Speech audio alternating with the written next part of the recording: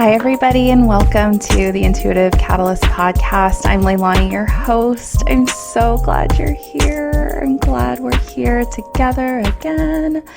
You might notice the name change. I'll get into that in just a moment. But first, I just want to welcome you back to the space. It's been about a year since the last episode of season 1 dropped. So it's been a bit of a wild ride the last year. It's been a lot of growth and trauma healing and shadow work and light work and balance. And I have completely committed to this intuitive soul work. I'm currently in the process of supporting a lot of leaders in actualizing, self-actualizing, coming into their own around what does it mean for us to be intuitive leaders? What does that mean to be in touch with our intuition, to be deeply seen as intuitive beings, to be deeply connected to the divine, and how does that translate into doing the work that we chose to do when we came here? So that has been really the last 6 to 8 months has been really focusing on completely pivoting away from all of the work that I was doing that was somewhat divinely led, but somewhat still out of alignment, and now I'm fully in it. And so I come to you from that lens, and I'm so excited and glad and just feeling really grateful that you're here. So we'll get right into it. I want to start with a note on the title change of the podcast. So formerly the Intuitive Activist Podcast, now the Intuitive Catalyst Podcast. At the core of the show, the intention, nothing has changed. I am bringing folks onto the show who are very intuitive, creative, many of them mediums, many of them channeling from the universe, from other unseen sources. We're still a collective of mediums and channels and intuitive badasses who are coming forward with messages to create some sort of change in the world. The reason why I changed it to the Intuitive Catalyst is because I've gotten a lot clearer on the role that I'm playing in what I call the light revolution, which is us bringing balance back into this world. I see my place in this work as the spark, right? Sparking ideas, sparking tiny revolutions within your mind, within your circles, and hopefully enabling you to begin to feel empowered around the ways that you can navigate your own healing, your own work, and bring us toward a place of liberation and increased collective consciousness. So there you have it. That is the name change. I'm so grateful. In this moment, I'm filled with so much gratitude for just all of the places this show has gone. It is kind of wild that it's been downloaded in 20 countries. I'm like, do I even know people in 20 countries? I don't think I do. It's been so well received, and you all are seriously just my heart. I'm grateful for this, and I'm so excited. The last few weeks, I've been recording interviews with guests, and I'm so excited for these episodes to drop. In this moment, I felt really called for this first episode to just be about us, about you, about what this last year has looked like. And in this moment, I'm just really sensing as I tap into the collective, we're coming out of this shadow season. So by the time you listen to this, we will have been past, a lot of the cosmically challenging parts of the last couple of months. It's early June right now. Mercury just went direct. We are through with eclipse season. I mean, all of those things really contributed to this deeply introspective healing season. I certainly went through my own share of that. It's been a really rough couple of months, y'all. Deeply in my trauma healing, things that I thought that I had already worked through, a decade ago, really surfacing over the last couple of months. So in this moment, as I tap into the collective and all that we've been navigating individually, but also collectively, the message is to breathe. That's what's coming through in this moment. This is coming through from however you identify your higher power, God, source, the universe, spirit, the divine. The message is to breathe. We underestimate the power of our breath. Breath is our connection to ourselves, to our divinity. So in this moment, could you breathe? Take a deep breath in and really allow yourself to connect with your path, your journey. Many of you have really been taking a hard look at patterns and behaviors and parts of yourself that are difficult to look at. This is the self-love journey. I talk about this a lot in my book, and I talk about this a lot in season 1 about what does it mean to actually love yourself. And many of you have been finding firsthand what that actually means, which is really reckoning with every single part of yourself that feels hard to look at, that feels the least lovable. The parts of us that are anxious or depressed or feel alone. It's not for the faint of heart. Everything that you've been doing is in service of who you're becoming, of who you're being called to be, of who you are, of who you chose to be when you came here. Everything is in service of that truth, the truth of who you are.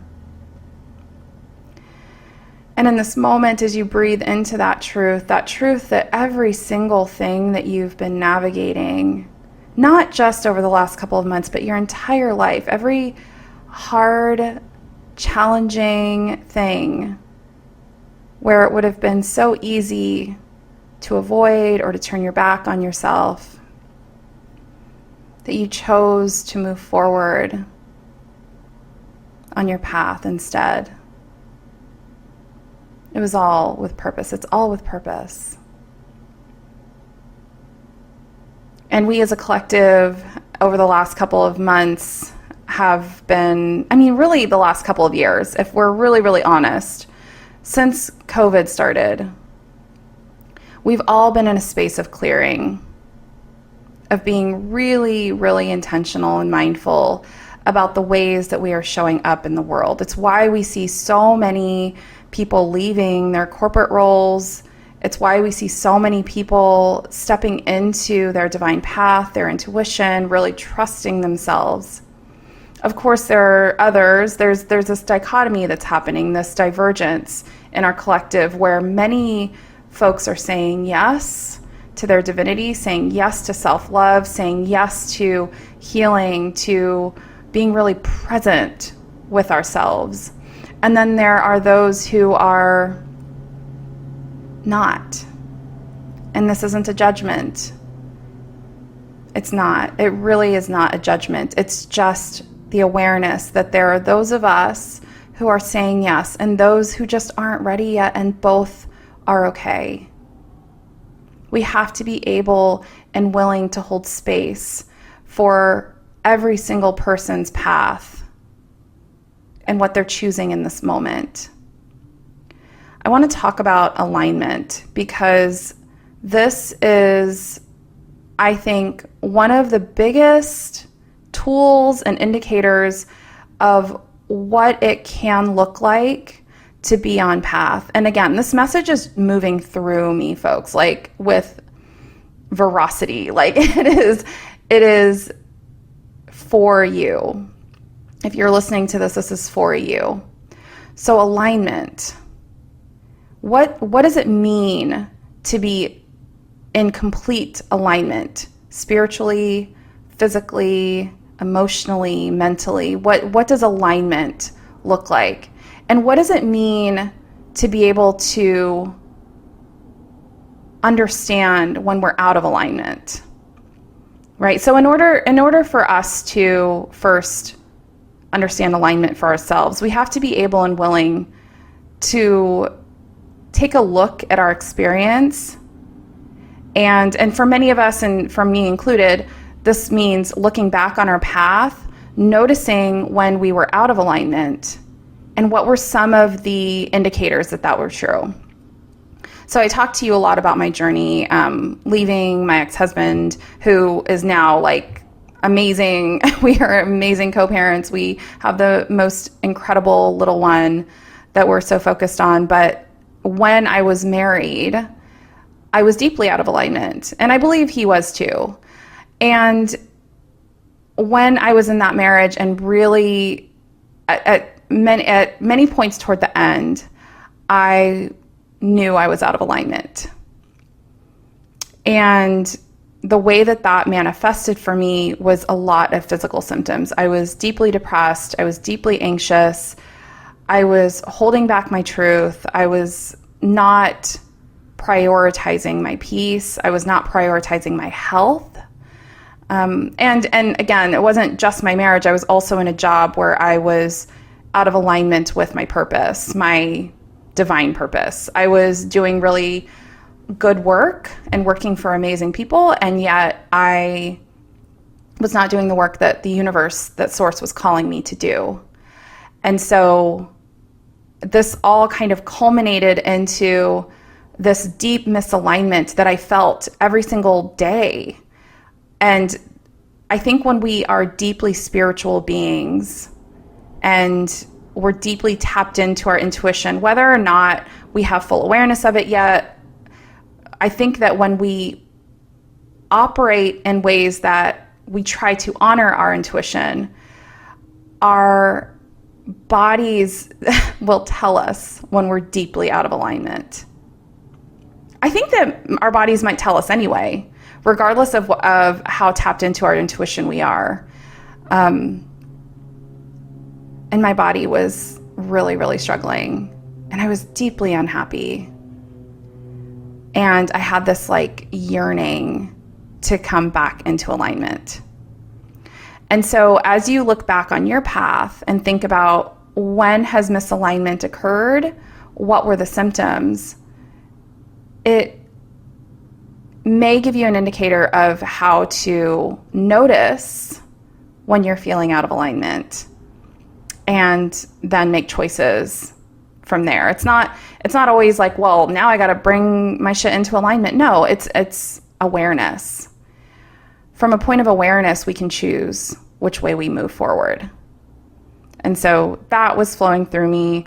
I hope it's helpful. I'm curious, as you sit with and reckon with your sense of alignment or misalignment in your life presently, as you breathe into your belly, into your body, as you feel energy fill you up in this moment, can you tap into your body and perhaps find indicators of misalignment? That might be feeling fearful. I know for me, a lot of times misalignment feels like being constrained, constricted, playing small, holding back my truth. So are there sources of misalignment that are showing up for you in your body? And as you continue to explore that feeling, that source of pain, whatever it is, as you begin to go deeper and deeper into it and breathe further and further into it, what I've seen, especially in my clients who are tapping into their intuition, they begin to see what is causing it. If you can actually sit and be with your body, you might have a memory of a person that comes to mind or an awareness of a situation. You'll begin to see the places that are out of alignment. And this is the choice point. This is where you get to begin to make choices about how to proceed. The universe is always, always urging us to find alignment. Because when you think about it, when you're deeply in alignment spiritually, energetically, emotionally, mentally, when your being is in alignment, you are the most efficient, effective version of yourself because you're not wasting energy in places that are out of alignment. If you think about over the course of your life, the times where you were misaligned, the times where I was misaligned, I was spending so much energy fitting in, playing small, holding back my truth. It's such, I'm just going to say it because it's coming through, it's such a waste of energy. It's a waste of energy for us to spend energy on places where we're out of alignment. So as you begin to, and I see kind of like a chiropractor, adjusting a spine. And to be really clear, source is the chiropractor, the universe, the divine spirit, Gaia, Mother Earth, these are the chiropractors, right? And if we allow ourselves to hear where yes is needed, where a choice point is required for us to begin to bring our life into alignment. Yes, there is energy that's required to get into alignment. That absolutely, but it's not wasted energy.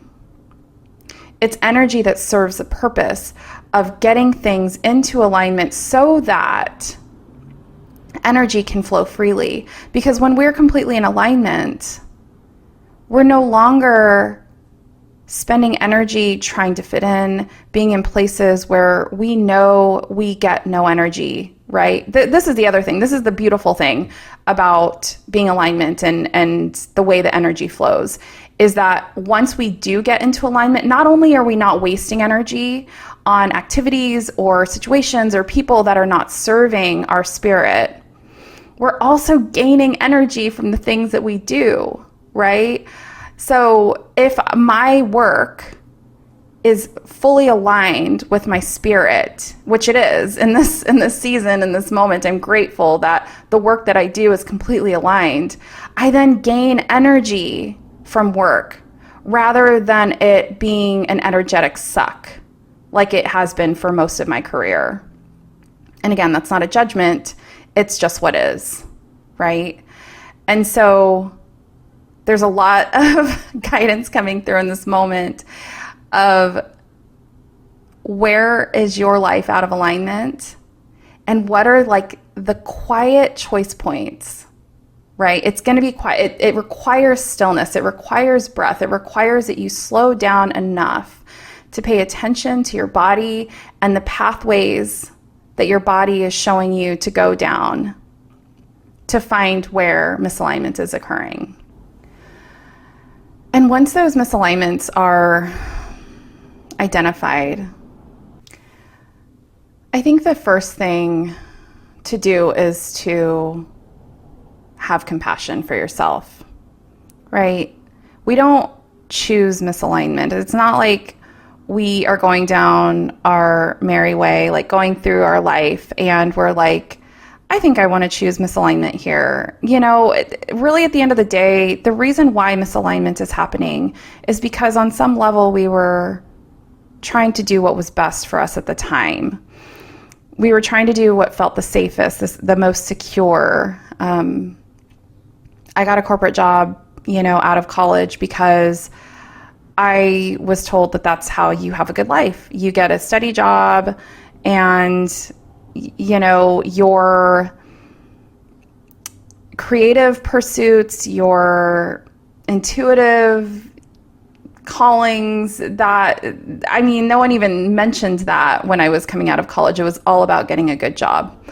And so we can have compassion for ourselves around the spaces where our life is now feeling misaligned. We grow into being able to see misalignment, and we grow into finding choice around our misalignments. So can we also have compassion for the version of ourselves that chose that misalignment? It's really important. It's so important. And it's also really important in terms of self-love, which is the only way forward, honestly. Loving yourself is critical to expanding your consciousness. There's just no way around it. That's the message coming through in this moment. There is no way around it. You have to be able and willing to sit in deep empathy and compassion for the parts of yourself who made decisions with the best available information that they had at the time.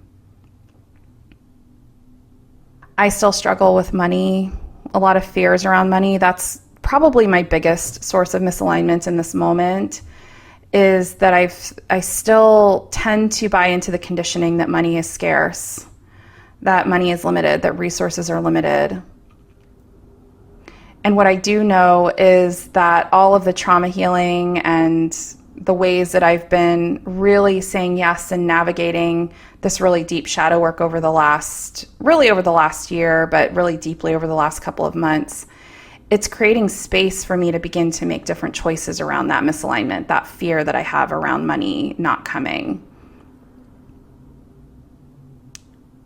It's all connected, friends. Every single moment that you choose yourself and you choose to walk on that illuminated stone that's lighting up on your path, that the universe will never leave you to fend for yourself. The universe is constantly guiding you.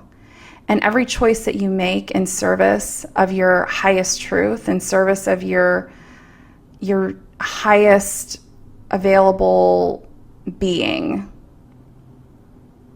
every choice that you make and say yes to that voice, to that knowing, you're bringing more and more alignment into your life. And every time you say no, it's okay if you say no, if you don't have the energy or you don't feel strong enough or whatever.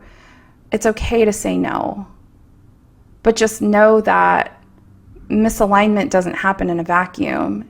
It will impact every other part of your life if it's not addressed when it arises.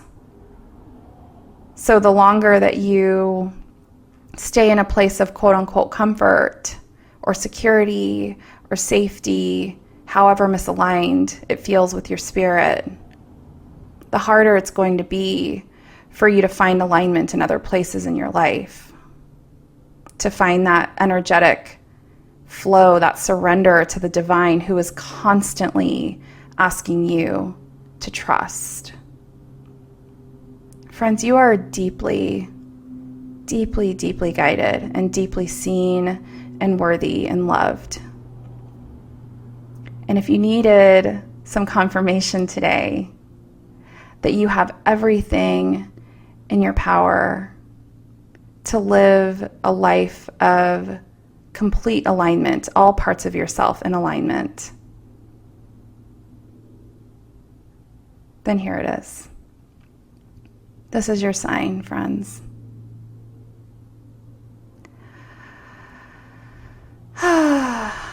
Gosh, I love you. I love you all. I love this collective so much. Thank you for allowing me to channel this message today. Thank you for witnessing my journey. I'm just so grateful. I have no words. If you'd like to connect with me, I would love to hear from you. You can find me on all of the socials. I'm on Instagram, TikTok, at Shaman Leilani, or you can go to my website, shamanleilani.com. This is such a beautiful journey, folks, and you're not alone. You're never alone. Be still, my friends, and live into your impact. So glad you could make it today. I'll talk to you soon.